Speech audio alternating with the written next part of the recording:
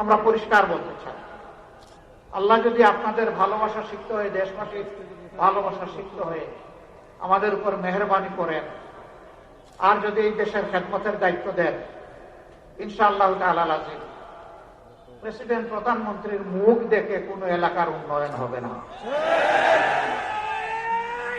জনগণের ন্যায্য প্রয়োজনকে বিবেচনায় নিয়ে সমন্বিত সুষম উন্নয়ন হবে ইনশাআল্লাহ। সম্পদ যা আল্লাহ দিবেন তার সদ্ব্যবহার হবে সততা এবং ইনসাফের ভিত্তিতে। যে এলাকাগুলো এগিয়ে গিয়েছে সেই এলাকাগুলোকে একদিকে রাখা হবে, আর যে এলাকাগুলো পিছিয়ে পড়েছে তাদেরকে অগ্রাধিকার ভিত্তিতে সামনে নিয়ে আসা হবে ইনশাআল্লাহ। এটা ইনসাফের দাবি, এটাই হতে হবে। বরঞ্চ দীর্ঘদিন তাদেরকে যে বঞ্চিত করা হয়েছে এটার মাসুল হিসাবে এখানে আরো বাড়তি কিছু করা প্রয়োজন হবে। এই এলাকায় আমার ভাই সালেহি বলে গেছে 100-র মধ্যে 71 জন মানুষ দরিদ্র সীমার নিচে বসবাস করেন।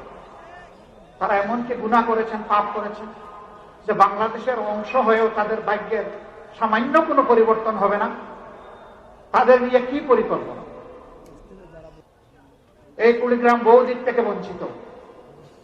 এখানে একটা কৃষি বিশ্ববিদ্যালয় হয়েছে, ঘোষণা হয়েছে, তার কঙ্কাল আছে, বুঝতেও নাই, চামড়াও নাই।